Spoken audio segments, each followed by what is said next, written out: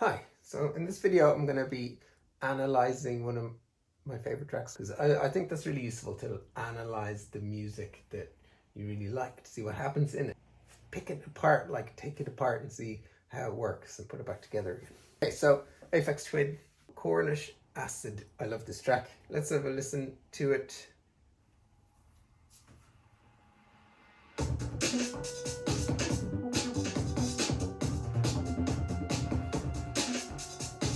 So the first interesting thing I noticed about the groove in this is that it's 3 bars long, and the third bar is, you can hear the 4 kick drums, 1, 2, 3, 4. So that happens on the third bar. I've done out a chart with the when things come in and out in this. So the third bar is that one with the 4 kick drums on the beat, and that is a 3 bar groove that repeats throughout the track pretty much. Which is pretty interesting, having a 3 bar long groove when other things come in and out in 4 bars. 2, 3, 1 again. 1, 2, 3, 4, 1 again. 2, 3, 1, 2, 3, 1. Now that's the kind of thing you'd never notice that was happening really until you start to analyze and look at, start counting through it, maybe writing it out. And then you can say what happens in the synth line. There's a synth line there.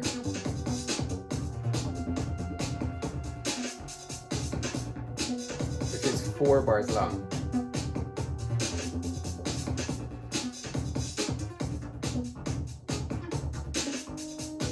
So that synth line was like 4 bars long, and then the second time it was almost a repeat. So that's 8 bars, and then there's a little gap. So that floating high-pitched synth is really, it's changing subtly as it goes along. It's not like staying the exact same. How many times have you been making a track and then you come up with something you like there, and then you just copy and paste it like 50 times in a row, and okay, there, it's good, 4 bars, happy with that, let's make it repeat throughout the track. That rarely, if ever, happens in an Aphex track. It's always organically changing as it goes along. So you've got the bass line bubbling away.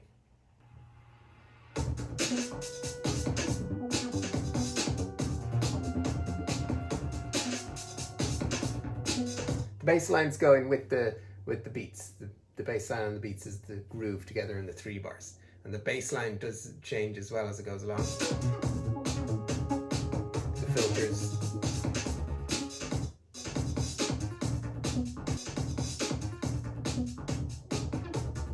We could also analyze the notes going on. We'll take a look at that next.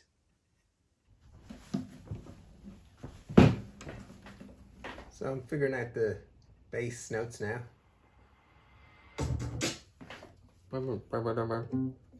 That's a B.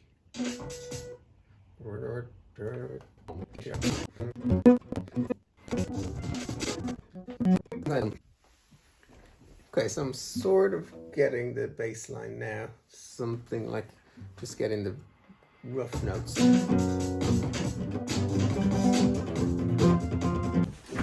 Okay, so I'm trying to work out the bass line here on the guitar because I'm more comfortable with the guitar.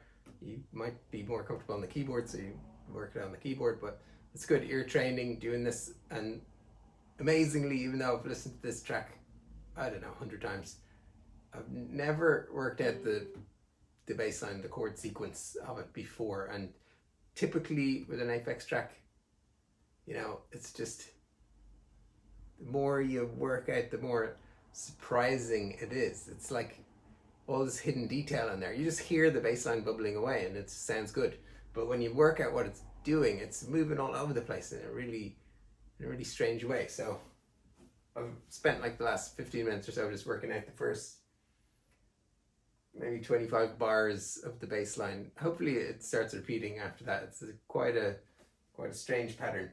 So this is what I think it is. I'm just roughly kind of getting the gist of, not the exact notes, but just more or less the chord centers.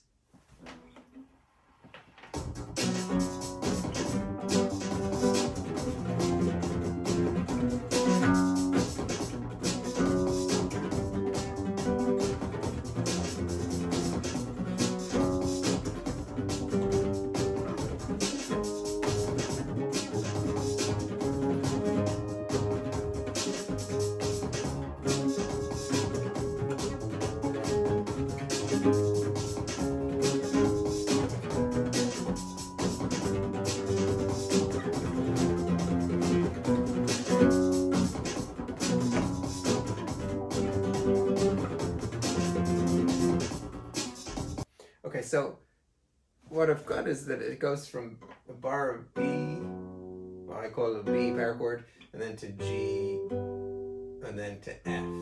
B to G to F. That's the first 3 bars, and then back to B for 2 bars this time, then to G, then to F, then to B again, G, but then up to A flat, then D flat. It does the same kind of thing, which is up a tone this time. But not exactly the same.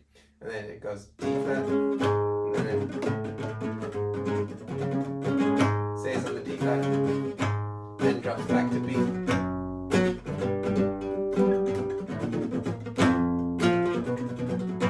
So really interesting, strange chord progression. Sounds brilliant. It's like every element of his tracks is composed with thought in a weird, different way that sounds great, but is pretty unique and original. And you just don't notice this stuff. You just hear the result of it and you go, oh, it's a great track. And even when you hear it many, many, many times, you still aren't aware of the twists and turns in the actual sequence itself. Like, how many times have you just made a 4/4 acid track with a beat that's in 4 bars long, and it just repeats in the 4 chords, there you go, repeat it over and over, stick a melody over it.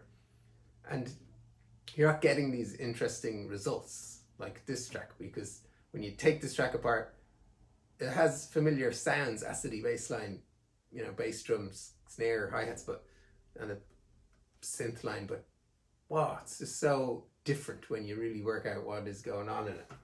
So there's also the melody notes here.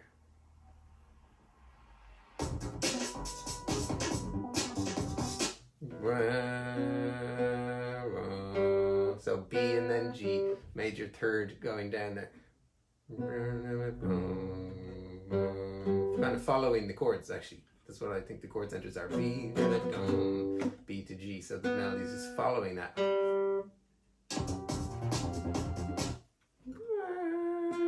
And then to F, same again. So you've got like the melody basically is the same as the root note of the chord, which that's something that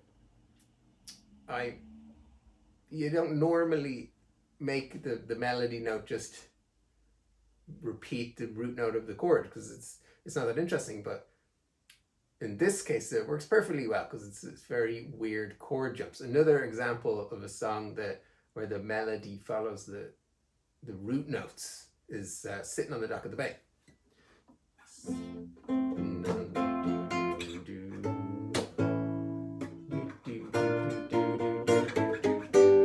So that's exactly, the melody is exactly the same as the root notes. You know, so it's not a rule that can't be broken.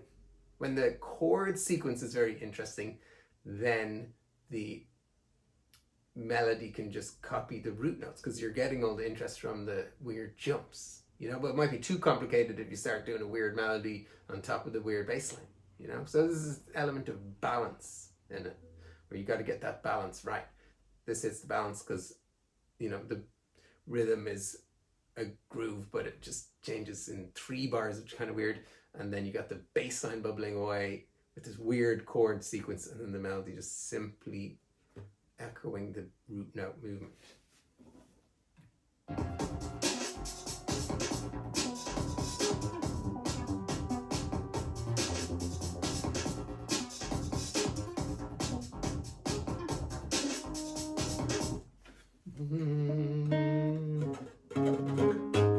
of changes there. Maybe goes to the fifth instead of the root of the chord, the melody.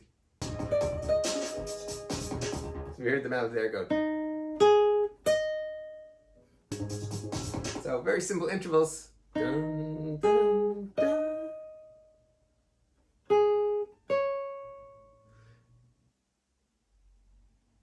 It's interesting.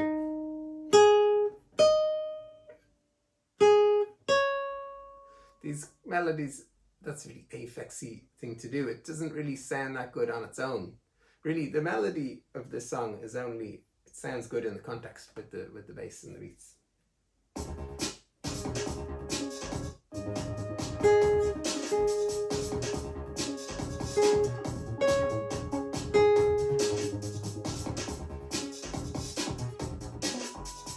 Okay, so there, it's kind of shifting up and down between these two key centers. Like, you know, how he came up with this idea, I really don't know. Sounds like his take on giant step chords. You never know. Maybe it's like that. B, G, F, A flat, B flat, A.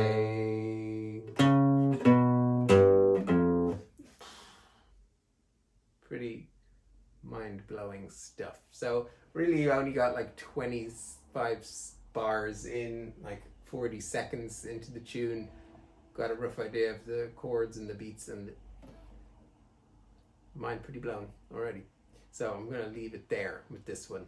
You can investigate further yourself if you want, but I hope you enjoyed that.